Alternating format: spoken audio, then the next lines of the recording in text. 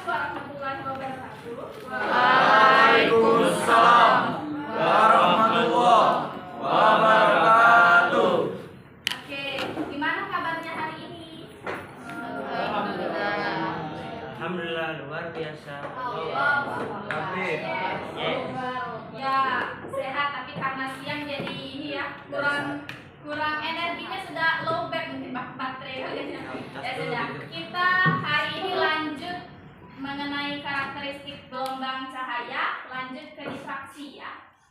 Difraksi cahaya. Oke, mana buku paketnya? Kita pakai buku paket dulu yuk. Siapa yang sudah buka? Mana pinjam satu yuk. Siapa yang udah buka bikin satu dulu? Di sana. Kalian pernah nggak melihat awan, terus ada matahari yang ditutupi oleh awan, tapi sinarnya itu masih kelihatan gitu. Nah, itu namanya sinar apa tuh? Sinar apa ya? Sinar Wow, PPT. Nah ini maksud kata itu tadi. Nah jadi itu ada awan tuh, tapi awannya itu menutupi matahari. Jadi sinarnya itu keluar tuh kelihatan jalannya sinar itu. Itu namanya sinar crepuscular. Nah itu adalah contoh dari difraksi. Jadi cahayanya itu melentur karena ada yang menghalangi, gitu ya. Difraksi itu. Oke. Nah itu gambar apa tuh? Pintu Dan ditutup. Tapi tidak ditutup rapat itu pintu. Tapi di ruangan itu gelap. Kalau misalnya dibuka sedikit, apa yang terjadi? Cahayanya masuk. Nah itu juga peristiwa difraksi ya. Oke. Tahu ini? CD. Nah ini yang dijelaskan pada Kamis waktu itu. Kenapa tuh CD itu bisa muncul warna-warni? Karena coba kita lihat di bagian tengah-tengahnya itu ada apa tuh? Bolong. Ada bolong, ada lubang. Nah jadi ketika sinar matahari masuk ke dalam lubang itu, nanti akan ada pelenturan yang membuat si CD itu menjadi berwarna-warni. Itu ya. Jadi sebenarnya konsep difraksi ini sudah ada di sekitar kita. Oke? Ada yang mau ditanyakan? Ada? Belum. Nah, ini pengertian difraksi tadi. Jadi difraksi itu kalau misalnya dia melalui celah sempit, nanti sama seperti interferensi pada sebelumnya kita bahas, nanti dia akan muncul pola gelap terang. Oke? Jadi sama, dia ada sinar pusat, ada gelap terorder ke satu, ada terang order pertama. Itu sama ya polanya. Tapi yang membedakannya apa tuh dengan konsep interferensi pada sebelumnya? Kalau interferensi celahnya gimana coba waktu itu? Ada celah ganda ya kan? Celahnya 2 ya kan? Nah, kalau difraksi itu kalau di sini dia celah, sebenarnya sudah banyak tuh dimanfaatkan difraksi ini di beberapa bidang. Salah satunya di bidang kesehatan. Ada yang tahu lasik? Tahu. Apa? Lasik. Tahu. Apa? Katarak. Bukan dengan yang Gunanya itu apa tuh lasik? Membuat minus sama ya. Iya, jadi menghilangkan beberapa penyakit mata, bisa minus ya, plus, bisa plus, ya, bisa juga katarak. Nah, silinder. Nah, lasik, sinar lasik itu menggunakan prinsip difraksi cahaya. Kenapa? Sebelum dokter itu memeriksa pasiennya, jadi diukur dulu diameter pupil dari pasien itu berapa, gitu ya. Jadi guna difraksi cahaya pada lasik itu untuk mengukur panjang diameter pada mata pasien, gitu ya. Terus ada juga yang di sebelahnya, optogenetika, gen. Ya, jadi gunanya itu untuk merangsang hormon atau gen hormon, terus juga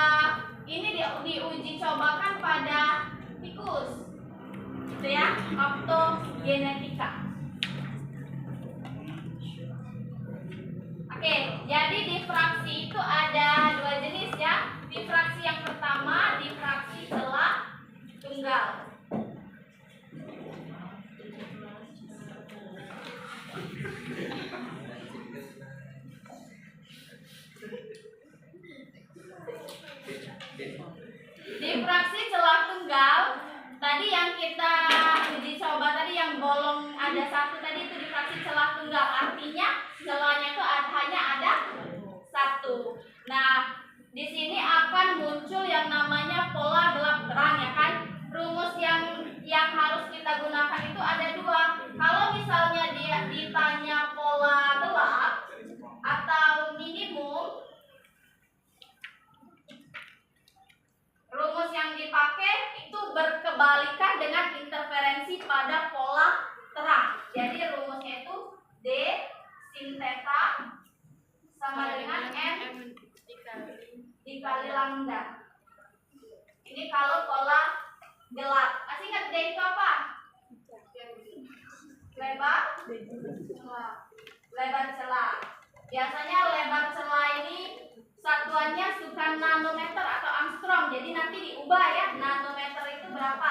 Jadi 1 nanometer itu sama dengan 10. Ini ada dua layar. Layar yang warna putih, ini ada bulatan putih, itu adalah layar yang dibolongi. Tapi kalau ada yang warna hijau, itu bayangan yang dihasilkan ketika dia melewati celah itu. Oke? Nah, ketika sinar hijau, warna hijau ini menembus si celah itu, nanti akan muncul pola gelap terang pada layar yang warna hijau. Itu pola dari sinar yang masuk melalui celah yang putih ini. Oke? Nah, di sini bisa dibesarkan. Coba kalian lihat perbedaannya ya. Kalau diameternya diperbesar, apa yang terjadi pada bayangan? Kalau diameter lubangnya itu diperbesar, apa yang terjadi pada bayangan? Bayangannya itu yang warna hijau itu. Jadi lebih kecil ya kan pola gelap terangnya. Dimana kalau misalnya dia diperkecil? Jadi lebih jelas pola gelap terangnya. Di sini juga bisa kan tidak selalu celahnya itu bentuknya bulat ya kan, bisa jadi bentuknya itu persegi. Nah kalau persegi ini bentuk pola dari bayangannya. Oke, terus bisa kita ganti-ganti juga tuh sinarnya. Masih ingat sinar yang paling panas warna apa? Putih. Kalau di gambar ini kan ada warna ungu tuh, ada warna hitam. Nah, yang mana yang paling panas? Ungu ya. Kalau di sini yang paling panas ungu. Bentar, ikutin. 3 kali 3 9. Ini pangkatnya. Sama dong nggak soal lagi. Oh, 1 tapi di pola terang gitu. Ya. Jadi 92 deh. Jadi 90 ya kak. Terus yang mana kita pakai?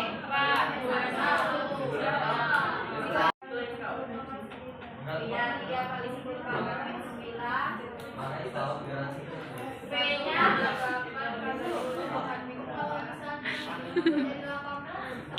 bisa. Oke. Sip. D.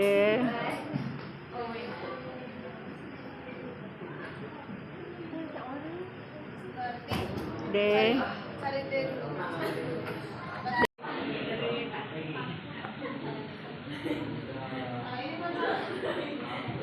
Ya, dibantu yuk. Boleh nggak dicoret setengah sama 4?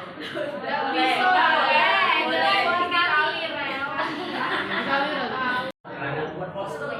Oke, jadi kita sudah mempelajari tentang difraksi cahaya.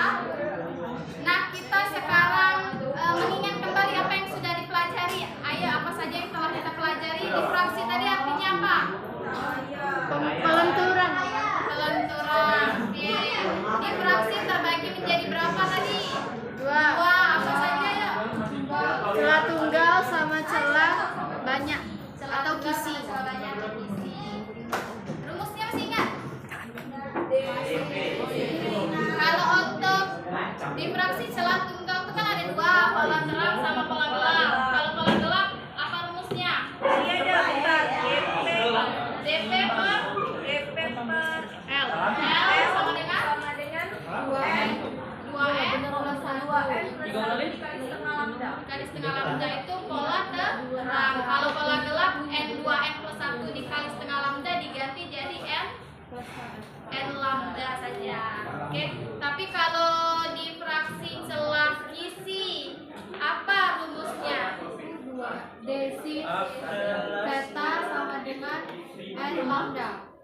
Coba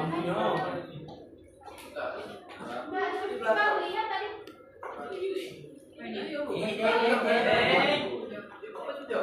Oke, jadi itu ya materi kita tentang difraksi. Apa yang bisa kita simpulkan dari materi hari ini? Jadi difraksi itu kejadian dalam fenomena sehari-hari. Contohnya tadi sinar yang ditutupi oleh awan. Terus munculnya sinar dari celah jendela atau ventilasi ya. Terus juga difraksi itu bisa digunakan untuk di bidang kesehatan. Contohnya tadi klasik ya sama optogenetika. Oke, jadi difraksi itu bukan sekedar kita belajar saja, tapi digunakan juga di bidang kesehatan. Oke, ada yang mau ditanyakan nggak untuk materi hari ini? Tidak. Oke, terima kasih sudah memberikan perhatian yang lebih. Ibu akhiri, wabillahi taufiq wal hidayah. Wassalamualaikum warahmatullahi wabarakatuh. Waalaikumsalam warahmatullahi wabarakatuh.